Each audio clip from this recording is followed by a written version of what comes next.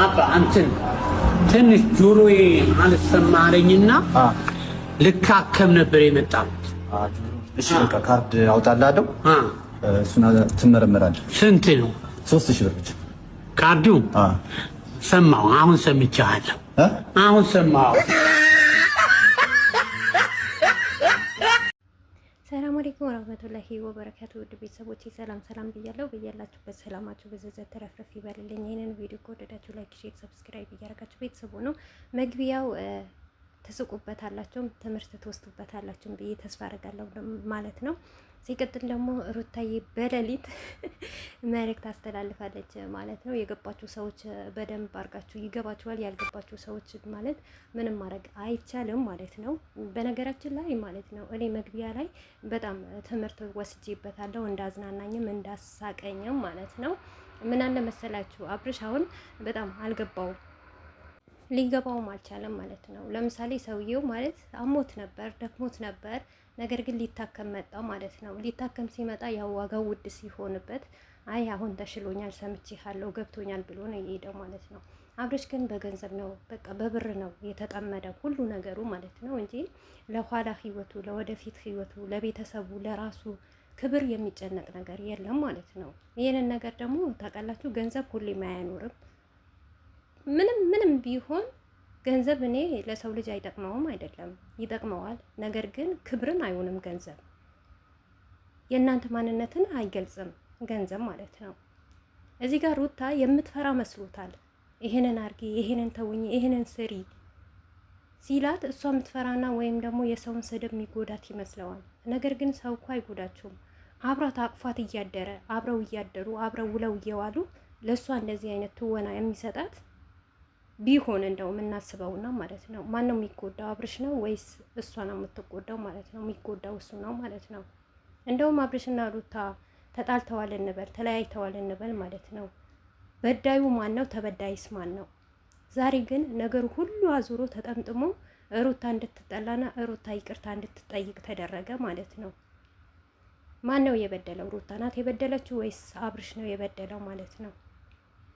ለማንኛውም በኮመንታተሮች ሩታ በጣም ዘና ፈታ እያለች ነው ማለት ነው።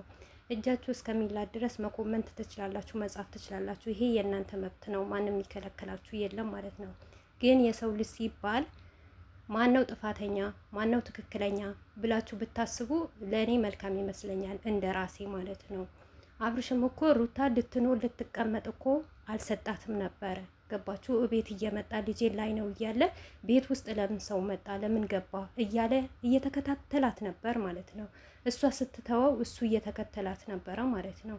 ብዙዋችሁ ማለት ነው ምን አለ መሰላችሁ አቤላ ያለው ነገር መጣ። አቤላ ለምን 1000 ጊዜ 100 ጊዜ አታመጡትም ማለት ነው።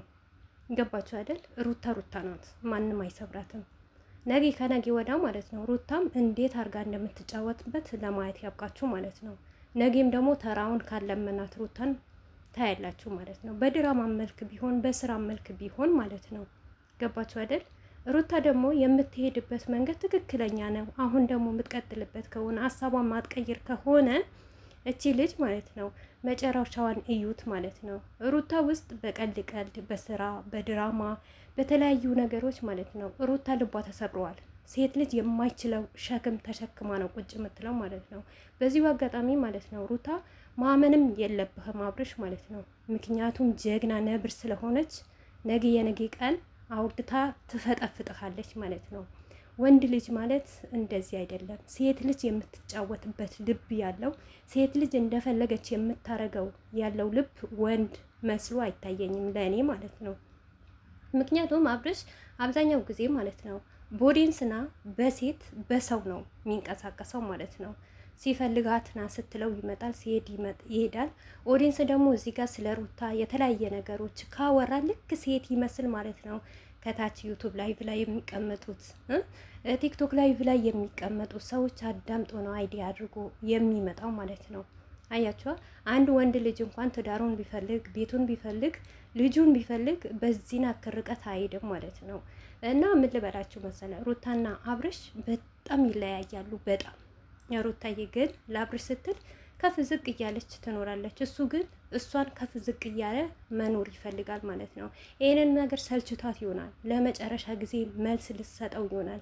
ምክንያቱም በህይወቷ ውስጥ እንዳይደርስ የፈለገ ነገር ብታረግ ለምን አረግሽ ብሎ እንዳይጠይቃት ነገ ታያላችሁ ማለት ነው። ይህንን ነገር ሲል ልጁ እንኳን እንደማያይ እንደምታረገው እርግጠኛ ነኝ። ለምን ብትሉ ለመነችው፣ ተለማመጠችው፣ ቤትህን ተመለሳለችው፣ እምቢ አለችው።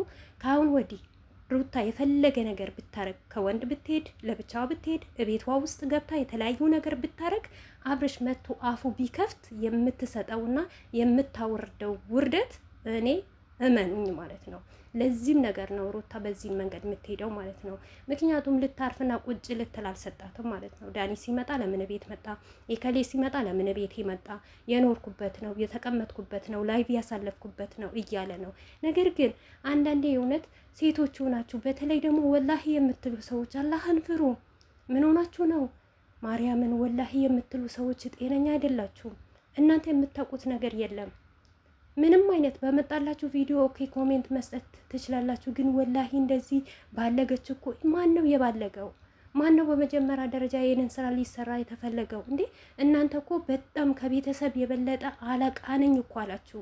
ቤተሰብ የማይወደው የማይፈቅደው እናንተ አላህ የማይወደው ፈጣሪ የማይወደው ነገር ስራ ሲሰራ ገና እናንተ ወላሂ ብላችሁ የምታበረታቱት። እኛ ግን ቪዲዮ እየሰራን ወደ ቤተ ተመለስ ስንል እኛን እየመጣችሁ ሙስሊም አይደላችሁ ወይ የምትሉ ሰዎች ጤነኛ አይደላችሁም እንዴ? ዝሙትን እያበረታታችሁ እኮ ነው። ዚና ስራ እያላችሁት እኮ ነው እንዴ? ሚስቱን እዛ ላይ ያስቀምጦ ወንድ ልጅ የትኛው ዩቱበር ነው በዚህ ናክል ጀግና ብላችሁ የምታበረታቱ ሰዎች? እኔ በጣም ነው የሚገርመኝ። ችግር የለም አበረታቱ፣ ጀግና ነህ፣ ነብር ነህ፣ የተለያየ ነገር ተጠቀሙ። ግን ወላሂ አትበሉ፣ ማርያምን አትበሉ። የእናንተ ወላሂ የእናንተ ማርያምን ቆሎ መሸጪ አይደለም። ምን አይነት ዘመን ነው የደረስነው ማለት ነው። ወላሂ ማለት ምን ማለት ታውቁታላችሁ? ማርያምን ማለት ምን እንደሆነ ታውቃላችሁ? ቆይ እናንተ ምን ሰርቶ ነው ወላሂ ብላችሁ የምትምሉት? ምን አድርጎ? የሴትን ክብር ዝቅ ስላለ ሴትን አንድን ሴት አስረግዞ አስወልዶ ሌላኛዋ ሴት ሂዶ ከእሷ ጋር እንደፈለገ ሲሆን ነገስ ያችን ሴት አሁን ሄርሜላ ነገስ የሩታን ህይወት ቢደርስባትስ ምንድን ነው የምትሉት? ምንድን ነው የምታረጉት? ተው ሴቶች ናችሁ ማለት ነው። እውነት ለራሳችሁ ስትሉ ኖሮ ሩታ እንደምታውቋት ሩታ ናት። ማንንም አትፈራም። ብትፈራ ኖሮ እናንተን ብታስብላችሁ፣ ለእናንተ ብትጨነቅ፣ ለእናንተ ቦታ ብትሰጣችሁ ማለት ነው አንድ ቀን ስልክ ይዛ ካሜራ ደቅና አትመጣም ነበር። በዛው ትቀር ነበር። ምክንያቱም ኦዲየንስ ተከፍቶብኛል ወይም ደግሞ እየተሰደብኩ ነው፣ ወደ ኋላ ልቅር፣ ለራሴ ጊዜ ልስጥ ብላ በጣም ታስብ ነበር። ነገር ግን ያንን ነገር ቦታ አትሰጠውም። በራሱ ሀፍ ተናግራለች። በቃ አንድ ሰው እኮ ካልወደደ ካላደነቀ በራሱ መንገድ ከሄደ እናንተ እነሱ በሚሰሩት ነገር እኛ ኃጢአት እየገባን ወንጀል እየገባን ከወንጀልም አልፎ በእምነታችን እየቀለድን በስራችን እየቀለድን እነሱ እኮ ለእኛ ምንም አይነት ክብር እኮ የለንም። በተለይ ደግሞ አብርሽ ለኦዲየንስ ክብር የለውም። አብርሽ የሚፈልገው ምን እንደሆነ ታውቃላችሁ? እኛ የፈለገ ነገር ይዞ ቢመጣ ሴት ይዞ ቢመጣ ውሸት ቢያወራ ድራማ ቢሰራ እናት አባቱን ዝቅ ቢያደርግ እህቶቹ ሲናገሩት አልሰማም ቢል ይሄንን ነገር ልክ ሩታ የመጣችበት ታይም እንዴት ነው ሩታን እንደተቀበላችኋት የሁሉም ነገር ያመጣው ነገር አዎ ትክክል ነው ብላችሁ እንድትቀበሉት ነው የሚፈልገው።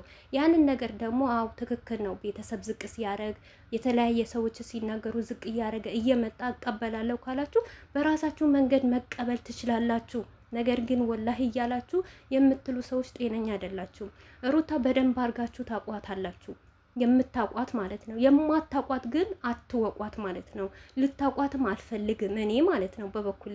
ነገር ግን እንደ ሰው እንደ አስተሳሰብ አስቡ። ለራሳችሁ ቦታ ስጡ፣ ለራሳችሁ ጊዜ ስጡ። ከአሁን ወዲህ ረመዳን እየገባ ነው፣ ጾም እየገባ ነው ማለት ነው። እንደዚህ እርል ቅጥል እንዳለ ኖርን።